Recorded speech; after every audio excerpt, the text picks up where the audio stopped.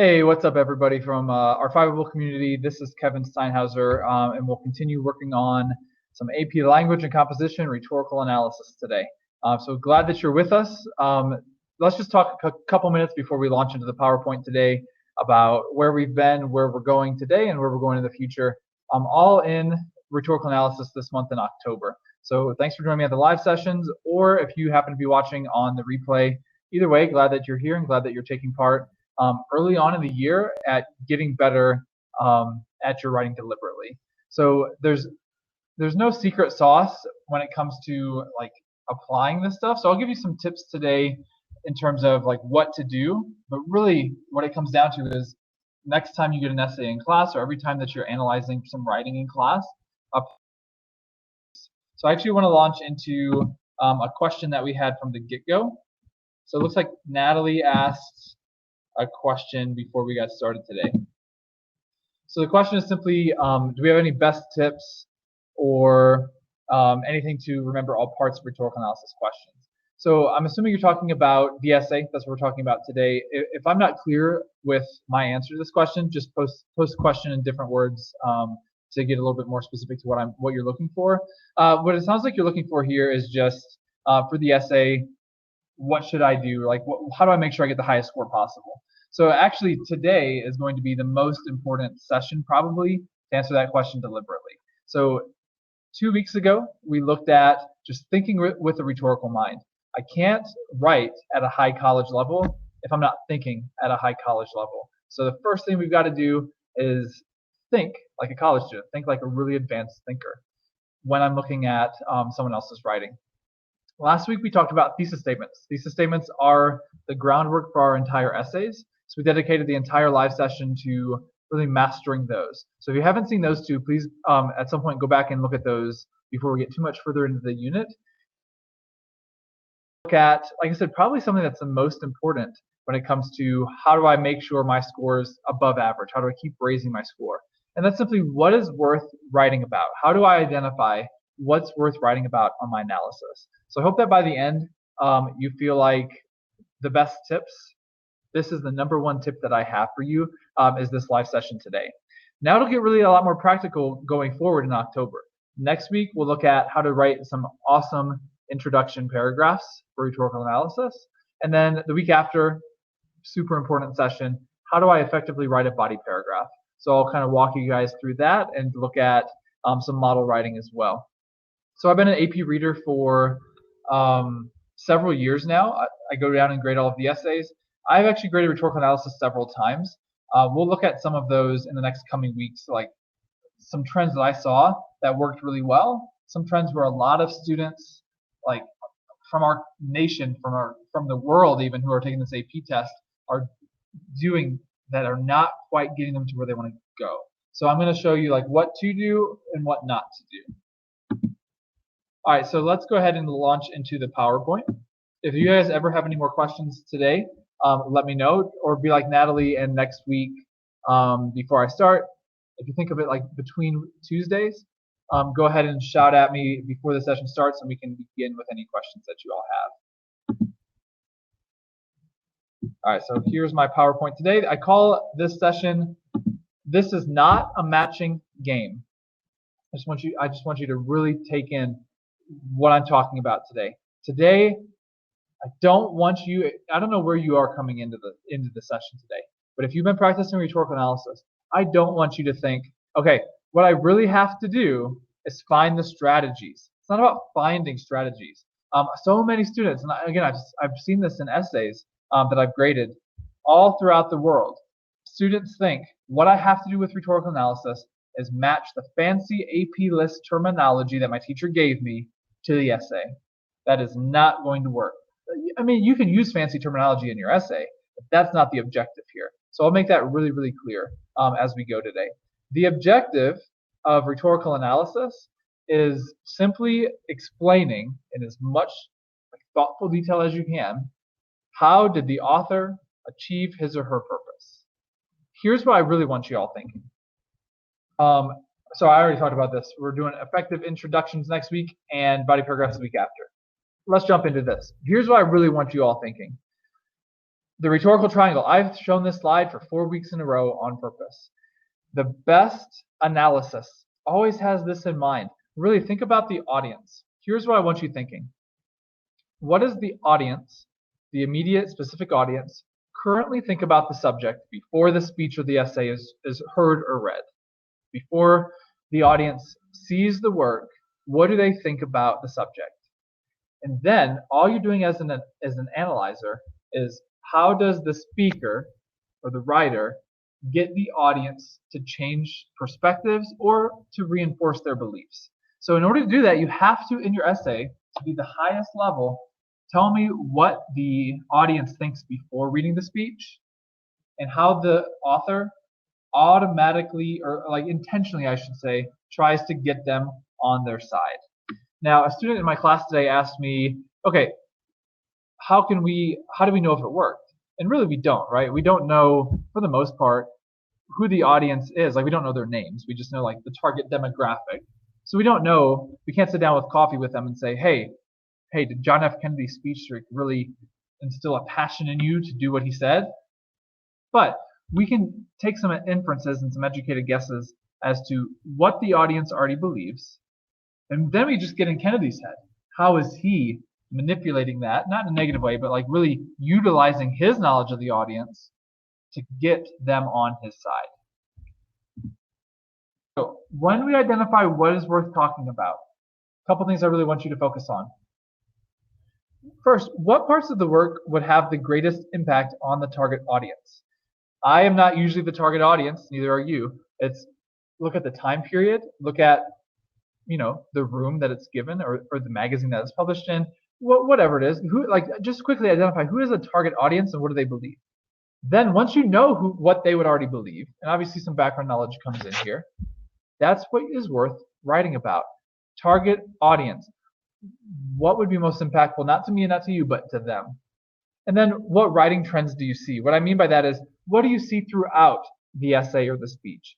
If you see a metaphor in line 1 and there's no other figurative language and it's not an extended metaphor, then it's probably not worth talking about, at least not in a whole body paragraph. You got to look at how it fits into the greater puzzle. So I said this is not a matching game. I cannot just sit there and say in my essay, the author used a metaphor. I have to look bigger picture than that. So that's what I'm going to help you with today. That is the number one tip that I have for you all. Figure out what is worth writing about. That is clearly what separates higher level advanced writers from the rest of the pack. In order to do that, I have to consider the work as a whole. I call them smaller strategies, like that metaphor that I just talked about. There's a random metaphor in line 1. That's a smaller strategy. Sure, it was used intentionally, but it's not worth much time and thought in my essay unless I'm looking at the bigger picture. So consider how the smaller strategies that only appear once or twice, fit into the work as a whole. And this is something that we'll talk about like towards the end of the year. Right now, I just want you focusing on high-level intros next week, high-level body paragraphs for weeks after that before we move on to rhetorical analysis. But if you feel ready, I'm throwing this out at you. The best analysis often considers how the author deliberately begins and ends the work. Think about it. John F. Kennedy, I used him as an example, knows who his audience is. So he knows what they think about the subject. So he's deliberately starting, however, like with whatever he thinks that they need to hear, right?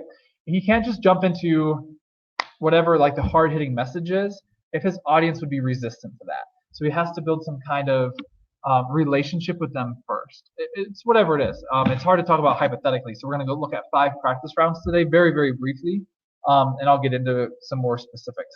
But again, the best analysis is going to shift. How does the author deliberately begin? What's like the writing strategy that he or she uses? How does he or she move in the middle of the work? And then how does the writer end? That is going to set you apart from so many other students who simply list and match strategies. That is not at all the goal here. The goal is to say, put yourself in the audience's head. How do they think about the work, the subject? And then put yourself in the speaker's head. How does the speaker get the audience to move? Or at least, how does he or she know or get into the audience head like we're doing, and then use that to get them to move? Okay, So quick thing on organization. As we're talking about organizing our essays, I see this so many times when I go to the AP reading. And even at the beginning of the school year, I often see this with my students. Do not organize your body paragraphs by AP terminology. For example, you can't say allusion, anaphora, and logos as your topic sentences. You're not going far enough with that. You can certainly talk about all these fancy terms as much as you want, but don't let those get in the way of the real thinking. Matching a term is like the lowest level thinking that you can do, besides defining the term, right? What I want you to do, what AP College Board wants you to do, is put those together. How are they actually all working together to get the audience on the side of the speaker? Do organize your body paragraphs by identifying the most important writing trends. So when we do some practice rounds today, when I say the writing trend, that really would be my topic sentence for a body paragraph. Again, I said we'll talk about this more later in the year, but I'm not going to focus on this today, how the author begins and ends. But that is something to consider if you feel like you're ready to take that leap in class. We'll definitely get there later on in the year. Once you have a lot of practice under your belt with writing at a high level, analyzing at a high level, and focusing on writing what is worth talking about. What I do with my students a lot is simply give my students a prompt, or it doesn't have to be an official prompt, just a reading, and say, okay, what's worth talking about here? What are the big writing trends? So you don't have to only practice this when you write a timed essay. Every time you see a text, you can be thinking, okay, what are the most important things that the writer is doing to get the audience on his or her side? That's the biggest skill that it takes time. That's why I said there's no secret sauce. It just takes time to get better and better at identifying these things. And then obviously the next couple of weeks, translating them into writing. All right, here is another quick practical tip. Write the writing trend. And this is actually pretty helpful to think about. Write the writing trend so it only applies to the work that you are analyzing. Virtually all writers use pathos, diction, etc. So if all you say is Martin Luther King uses pathos, I'm going to say, yeah, so does everybody else that I read, right? Martin Luther King uses diction. In fact, in my class, I throw it the opposite. Let's say we're analyzing John F. Kennedy, and a student tells me, yeah, he uses strong diction. I would say, yeah, so does Martin Luther King. If I can say, yeah, so does Martin Luther King, and I have a dream or whatever, I'm not looking at the writing trend enough. I'm stopping too short. So write the writing trend so it only applies to the work you are analyzing. Now, you can talk about strong diction and emotional appeal and all of that under that body paragraph, and I'll show you how to do that in the next couple weeks. Today, we'll just kind of look at how do I know what's worth analyzing. All right, so we're going to do 5 practice rounds. Some of these texts we've looked at in their entirety in previous weeks.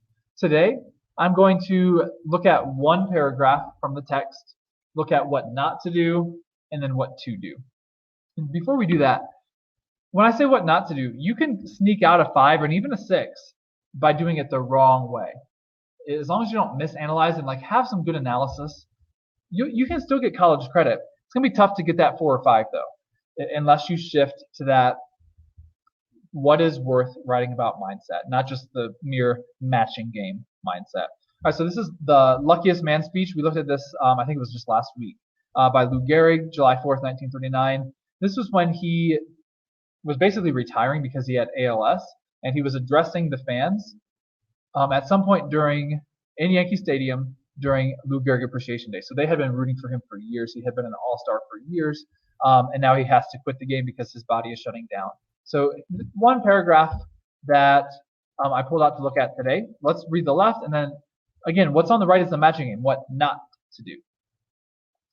All right, so Gehrig says in his speech, when you have a wonderful mother-in-law who takes sides with you and squabbles with her own daughter, that's something. When you have a father and a mother who work all their lives so you can, have an education and build your body, it's a blessing. When you have a wife who has been a tower of strength and shown more courage than you dreamed existed, that's the finest I know. So we talked about this paragraph last week. So if you haven't seen the replay, I do want you to go back and check those out at some point.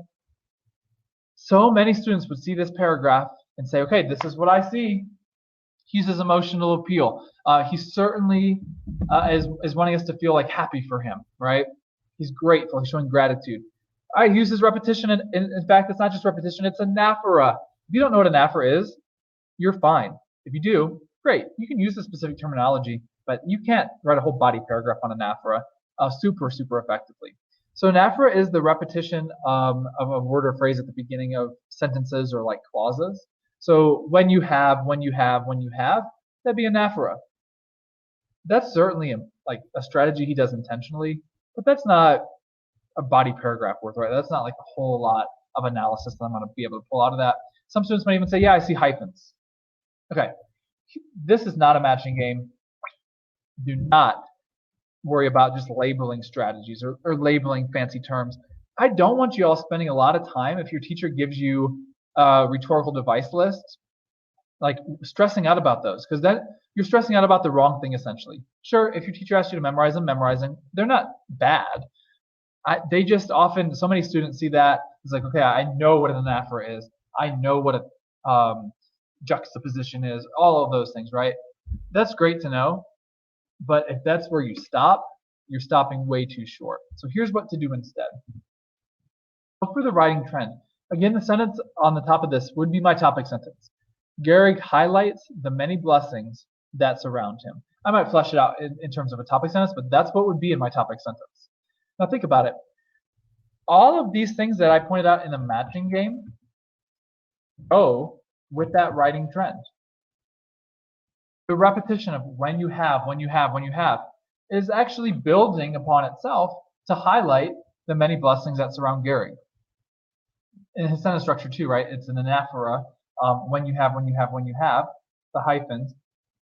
They're all working together for the writing trend. What's worth writing about here is not anaphora alone. It's Gehrig highlights the many blessings that surround him. And obviously the emotional appeal that we recognized is just highlighting the many blessings that surround him. Now, I have a secret for you. You can write a 9 essay and you can analyze what we just talked about without using the words anaphora or pathos, etc. It's not about terminology. If you got them in your tool bag, you can use them. But if you don't, you're not really that in trouble for rhetorical analysis. All you've got to do is, again, go back to the rhetorical triangle.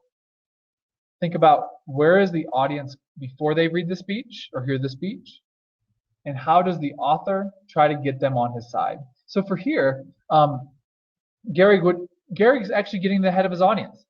The audience is like sad for Gehrig. They're sad for themselves because one of their favorite players is going to have to be retiring. But really, they're sad for him because like he's at the top of the game and he has to stop playing. He recognizes that they're sad, but he says, whoa.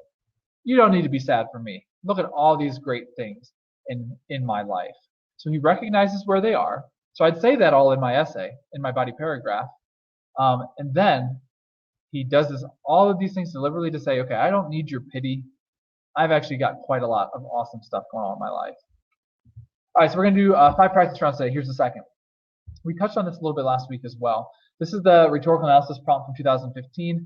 I did score this one in 2015. So I'll tell you exactly what I saw with Cesar Chavez's text. We're only going to read one paragraph of it today.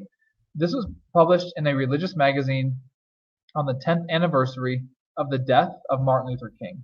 So I'm already thinking about the audience. They would have revered Martin Luther King. He's been dead for 10 years, but they witnessed a lot of the changes literally as they were happening that he led.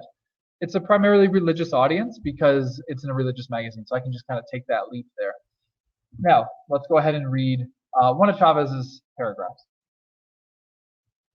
He says, thus demonstrations and marches, strikes and boycotts are not only weapons against the growers, but our way of avoiding the senseless violence that brings no honor to any class or community.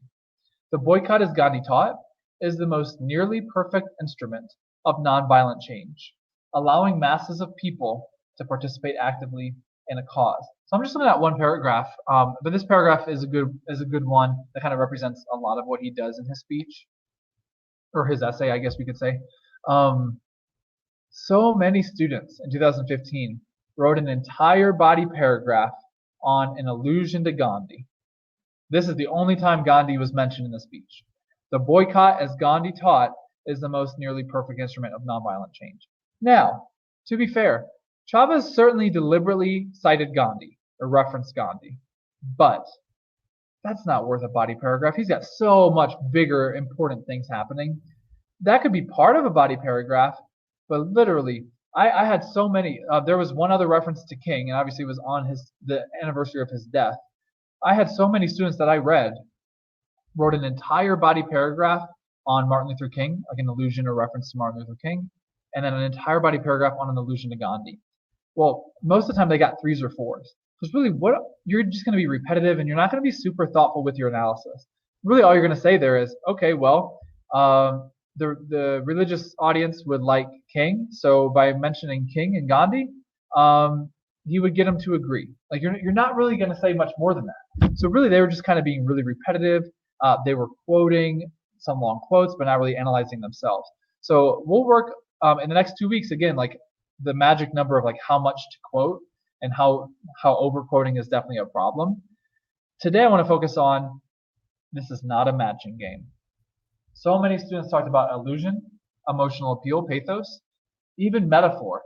We got a couple metaphors just in this paragraph. Weapons, boycotts are weapons. Boycotts are instruments. That's all great, but that's not worth a body paragraph. Like, am I really gonna write a whole body paragraph to talk about how he calls boycotts weapons and instruments? No, here is not the plan. This is not a matching game. Instead, look at the writing trend that I've identified. Chavez emphasizes the many benefits of nonviolence. That would be my topic sentence. Again, it might be a little bit more fleshed out, but that phrasing would be in my topic sentence for whatever paragraph I'm choosing to analyze. The reference to Gandhi helps to emphasize the benefits of nonviolence. Gandhi lived it, right? And you could go on and think about his audience would know Gandhi was, in the past compared to when Chavez was writing. So the audience would know, yeah, Gandhi was successful. So you can talk about that. Don't go on a tangent and talk about Gandhi forever. Talk about the audience forever. Talk about the audience until you're like, okay, I really have nothing left to say. That's where you earn your points, or your score. You're not earning your score by quoting. So tell me what Chavez does, and then talk to me about how it impacts the audience. The emotional diction is really just emphasizing the benefits of nonviolence here. And the figurative language are really, again, emphasizing the benefits of nonviolence. By saying boycott is the most nearly perfect instrument of nonviolent change, clearly that's just emphasizing the many nonviolent benefits. So I would talk about all of those things that students identified, but instead of having a body paragraph for allusion and then a random body paragraph for pathos, and then another body paragraph for metaphor, I would tie it together in one body paragraph, just analyzing the section of the text. The reference to Gandhi, the diction, the figurative language, all work together, and that's what this is all about, to emphasize the many benefits of nonviolence. I hope this is making sense. Again, if you have questions, shout them out at me my way, either before we're out of this live session or before we start next week, if you think of something after. 3 more practice rounds to do today. This one's another official AP exam, so you might have seen it in class. If not, maybe you'll see it later this year. This is 2011 speech at the convention of the National American Women's Suffrage Association. It's very important. If I'm thinking audience, this is 1905. This is primarily not just American women, but American women suffragists, right? American women activists, people who cared about the right to vote. Now we know, because we have like a broader view, that in 1920, women get the right to vote. At the time in 1905, they don't know if and when they're going to get it, right? They're fighting for it. So that's important to keep in mind. Florence Kelley actually calls an audible. I think she does this deliberately. She comes into the Women's Suffrage Association. She talks about child labor laws. By the end of her speech, she ties it into the right to vote. So actually, I think that was a really unique way to tie that together. But she was an activist who cared about both women's rights and child rights. So let's look at one paragraph from her speech today. Look at what not to do, and then what's the better option. I hope this is helpful. What really matters is that you take today's live session and you apply it when you actually are writing. All right, so she says, nor is it only in the South that these things occur. So I'll tell you, this is out of context, obviously, but these things are all the terrible ways that child are treated in the workforce. That's really all you need to know for our sake today. Alabama does better than New Jersey. For Alabama limits the children's work at night to 8 hours, while New Jersey permits it all night long. Last year, New Jersey took a long backward step. A good law was repealed, which had required women and children to stop work at 6 in the evening and at noon on Friday. Now, therefore, in New Jersey, boys and girls after their 14th birthday enjoy the pitiful privilege of working all night long. All right, I've seen so many essays written on this speech as well. Students love the alliteration and the diction of that last sentence, pitiful privilege. I didn't write that on the matching game, but I saw that so many times. Certainly, that word choice was so deliberate. I don't have a whole lot to say about it alone in isolation. It's all about how are these things working together. So many students would say, okay, there's concrete evidence. She's just citing what happens in Alabama and New Jersey. They'd say juxtaposition. Juxtaposition actually is a word that I recommend you all knowing. Here's why. Remember I said juxtaposition was a side-by-side comparison of two different things. I recommend you use the verb juxtaposes.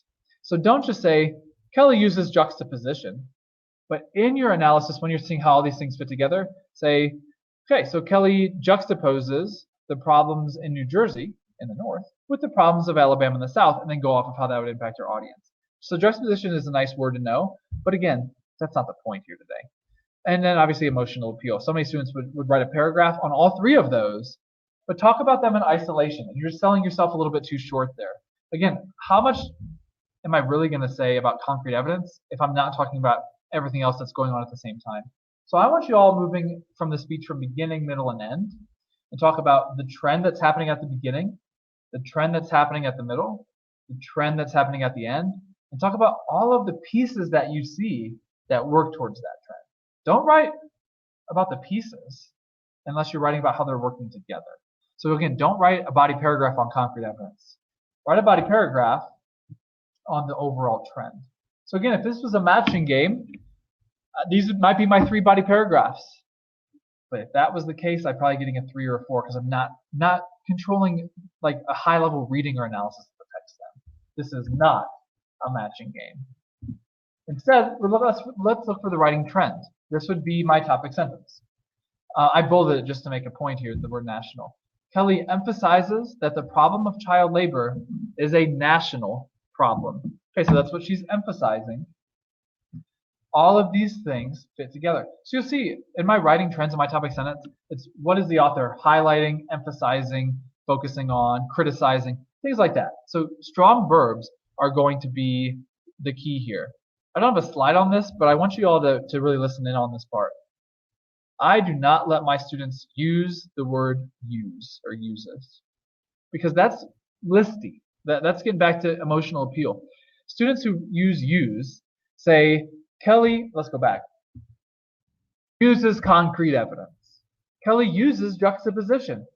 Kelly uses pathos. I don't want you using uses.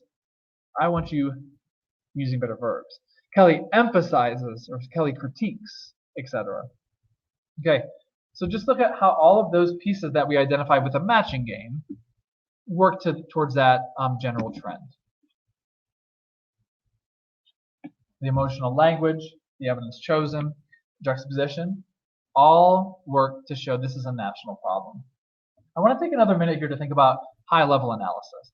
I said at the beginning today that you have to think about the audience and what the audience would think before the speech. So here, the audience is a lot of women activists in 1905 in Philadelphia at a convention. Kelly comes in. She knows exactly who they are. She's one of them, essentially, right? But she, in her speech, kind of calls them out for ignoring the problem of child labor. Like that's part of what her speech is. Obviously, we're just looking at a paragraph of it. She says a lot in her speech, okay, we're part of the problem because we're buying the things that the children are producing in factories at night in these terrible working conditions. So this is very important to think about. her audience doesn't, I don't think that they don't care. I don't even think they recognize it as a problem. So she knows that going in. Here's a higher level thought. They're in Philadelphia. They're in the North. This is 1905. This is not super far off from the Civil War that tore our country apart. The Northerners still think we're Northerners and they're Southerners, and vice versa. So she's at a northern city at this convention. Most people, and by the way, like the North was more progressive, so there'd be a lot more women suffragists in the North. She thinks, and she knows, that a lot of people in the audience are going to think, yeah, those Southerners in 1905, they're backwards. They're like behind the times. We're progressive, we're advanced. Look at what she does in this excerpt. It is not just in the South that these things occur. She is addressing their beliefs head on here. She doesn't come out and say, I know what you all think. She just knows what they think, so she addresses it. In fact, she says, Alabama does better than our neighbor to the east, New Jersey, another northern state. So she is completely meeting them where they are and challenging their kind of preconceptions here. The best analysis is going to include that. So that's not my focus today, but this is a really good one to kind of start thinking about. What does the audience already think about the subject of child labor? Again, they think they're not really thinking about it maybe. They're not really thinking about it as a problem.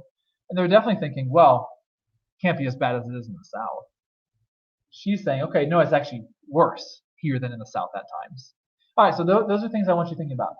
You would tell me, Kelley emphasizes that the problem of child labor is a national problem, and then tell me how the audience thinks originally and how she uses emotional language evidence in juxtaposition of the North and the South to change their mindset.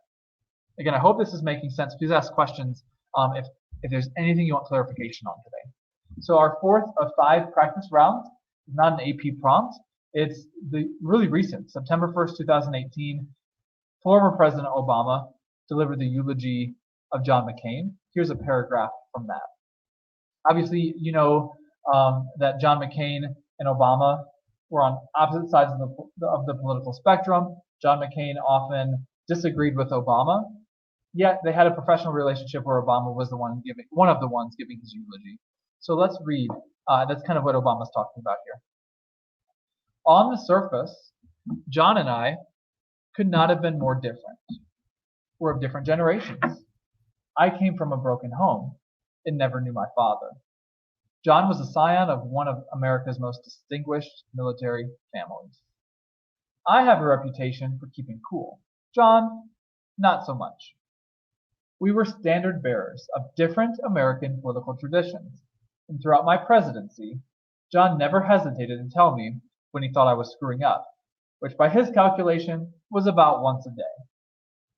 So obviously, what jumps out at me is the juxtaposition of John and Obama, how contrasted they are, how different they are.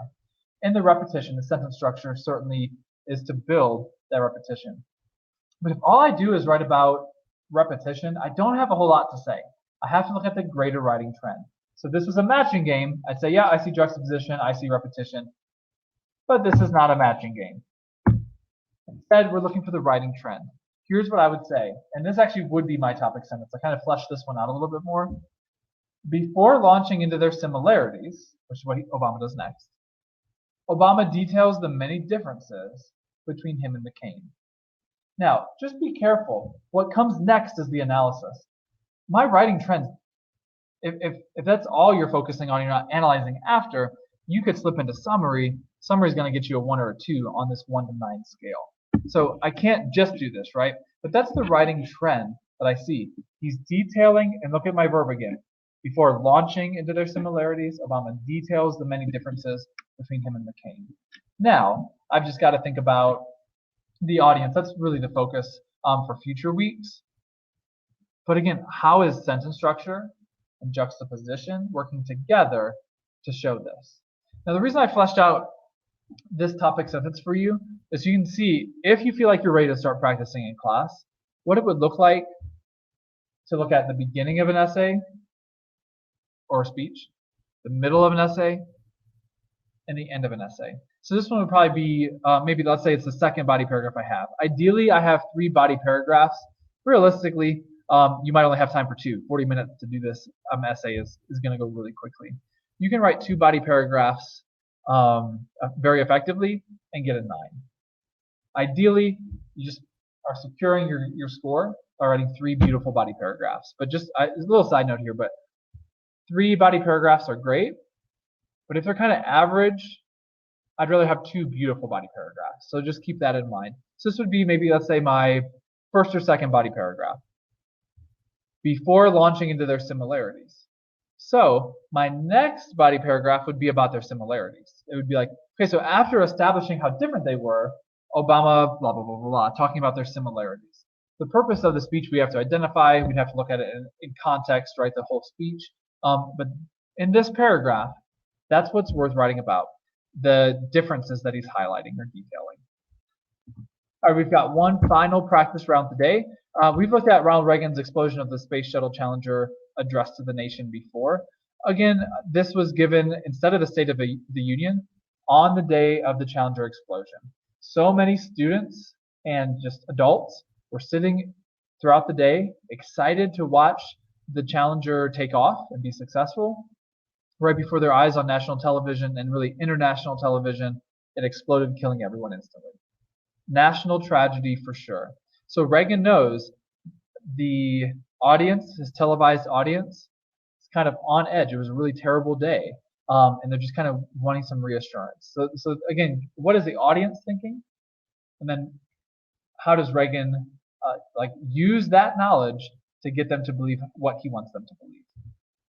For this one, we're just going to look at 2 sentences. So let's read. 19 years ago, almost to the day, we lost 3 astronauts in a terrible accident on the ground. But we've never lost an astronaut in flight. We've never had a tragedy like this. So if you saw me unpack Reagan's speech a couple weeks back, we talked about after he mourned with the audience, he actually shifts his speech to say, and again, I'm just giving you a little bit of context here. He shifts his speech to say, okay, I know this was a tragedy, but we're going to continue to pursue space exploration, and here's why, right? So that's kind of like the bigger purpose of a speech. It's both to mourn with the astronauts' families and the nation as a whole, but also to recommit to space exploration, even in the wake of tragedy. All right, so this is a matching game. I'm like, okay, concrete evidence. He's talking about losing 3 astronauts before. That's a real event. Repetition. We've never lost. We've never had. Right? That's repetition. That's not enough, right? This is not a matching game. Here's what I would do. Reagan highlights the uniqueness of this tragedy. Again, keeping in mind, he wants the audience to know that he's mourning with them, but also he's recommitting the U.S. space exploration program. So the evidence cited about losing astronauts before in the past and the sentence structure, the repetition, all are really used for that purpose, highlighting the uniqueness of the tragedy. In my analysis, I have to say, here's what the audience is thinking before the speech. Here's how Reagan is deliberately using strategies as a writer to get them on his side. So he's highlighting the uniqueness of the tragedy. So in my analysis, I'm saying, why would he do that? Well, to recognize this is a terrible, terrible thing. It's a once in a lifetime thing, right? Or once in a generation thing, you could say. It's a terrible thing, but that's not going to stop us from looking at the bigger picture. That's in part what he's doing there. All right, some final reminders, and then we'll start to wrap up here today. I hope this was helpful. Again, let me know if there's any clarifications I can have for you. So final reminder number 1, and this is so true. Identifying what is worth writing about is the difference maker in upper half essays. I'm thinking 6, 7s, 8s, and 9s. You can pull off a 6 by being listy, by just saying he uses pathos, uses repetition, but you're making your job harder because your analysis has to be so on point and so thoughtful. The best writers and thinkers are going to shift to what we talked about today. What is worth talking about, and how do those little strategies fit in to the bigger picture? So the little strategies are important, but I'm not writing a whole body paragraph on the metaphor, right, that we looked at today. So my second final reminder is where I started before the practice rounds. Word the writing trend so it only applies to the work you are analyzing. Let's go back to the one I just looked at. Reagan highlights the uniqueness of the tragedy. I could not say that about Martin Luther King's I Have a Dream speech. I could, just going back another slide, say Martin Luther King uses repetition. Martin Luther King uses concrete evidence. So that's kind of my way to test. Are you getting to the writing trend, or are you just identifying a strategy, and that's selling yourself short? So again, only write this writing trend as if it only applies to the work that you're analyzing. All right, again, in coming weeks, next week we're looking at introductions. I'm really excited about that because so many students just launch into a thesis and go. And to be honest, that's okay, but I want you to shoot for that 5. So I'm going to give you some tips to like really stand out from the pack. Next week is going to be a really important lesson if you really want to shoot for a high 4 or 5 this year. I read over 1,000 essays every single time that I graded for College Board, and every time, honestly, I can remember 4 or 5 after I leave. The 4 or 5 have effective introductions, and they really stand out. So I want to give you some advice and some tips just for introductions next week. We already looked at thesis statements. Make sure you have seen that one. We've already looked at today like what's worth writing about. So now that we know where we're going, let's take a week to look at introductions, and then let's take another week, probably with this one, the most important week is body paragraph. So I guess the last thing that I'll talk about today is some common questions I get from my students or students that I meet across the country. What they ask me is, how important are our intros, how important are our conclusions, how important are body paragraphs? And really, it's not like a lot of other AP classes where you just get a point like for doing something right. So there's no such thing as a point for a good thesis, or a point for a good introduction, or a point for a good conclusion. We look at it holistically. And by that, really, as I'm reading, like in June, when I'm actually getting like scoring the real essays, like not just in my classroom, I'm thinking, I read a body paragraph. Is this an upper half essay, a kind of middle essay, or like a lower essay? And once I do that, I'm reading each paragraph and thinking, okay, what's the score? Right now, it's probably at a 6. And then the next paragraph, okay, it's actually getting a little bit better, so we're going to move it up to a 7. But if the third body paragraph is really like lower than the other two in terms of the skill and the analysis, that could bring it way down even to a 5. It really depends on the quality. You do not need a conclusion in rhetorical analysis to score a solid score. But what I found is the best writers have a solid intro. Obviously, you're earning your money, you're earning your score with those body paragraphs the most. But then they also have a conclusion that's effective. So at some point this year, we'll worry about that. But really, what it makes sense right now to be focusing on so early in the year is thinking at a college level and then translating that into writing. So we can worry about conclusions later on in the year, but that's where we're headed in the next 2 weeks. Introductions, body paragraphs. So I'm really excited that you're here and that you're continuing to walk through this together. Please reach out if you have any additional questions. Looks like we're good to go tonight. And I really appreciate you guys. Have a great rest of the week, and we'll see you next Tuesday. Thank you.